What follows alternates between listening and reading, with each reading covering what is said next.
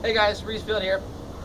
So it's Thursday, October 15th, almost Saturday, the trapping season in the coyote, red fox, and gray fox trapping season starts up this Saturday for the 2015 Wisconsin trapping season. So I'm really excited about that. We're just out back here getting prepped up. So what we're doing here today is we're waxing and dyeing the traps. What the dye does is it makes it scent, like takes the scent away so that you don't have any human scent on it. And what the dye does is it makes it so the traps won't rust, and it kind of makes them waterproof. So what you're going to do is you're going to make a fire. It'll require a lot of wood, probably 2 or 3 bundles of wood, and then make sure you have an axe. You can split it down to smaller pieces. We just got some rebar kind of stakes over the fire here. Got this pot, put about 4 gallons of water in it, and 1 package of logwood trap dye, and then 1 pound of white odorless wax as well. And we let that boil for a little bit. And then what we do is we get the traps, we string them together in about 3 or 4 to a strand of about, 14 gauge wire here.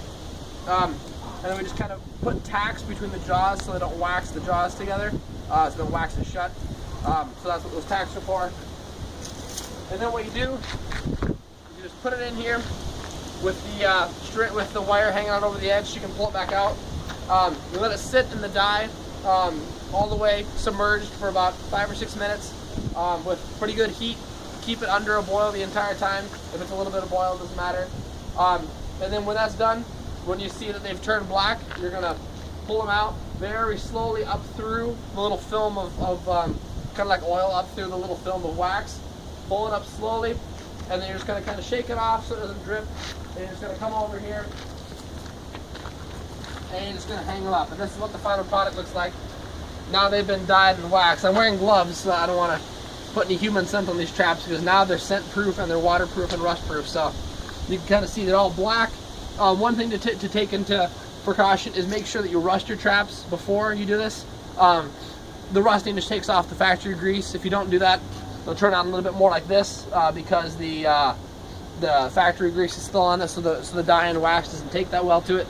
But if you rust it real good, or if you have traps from the previous season that are already rusted, like this one, you can see it's just solid black because it was already just like chock full of rust.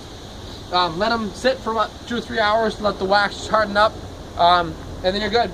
Make sure you don't touch them with your bare hands. Always wear gloves, and go have fun trapping. So yeah, guys, that's how you dye and wax.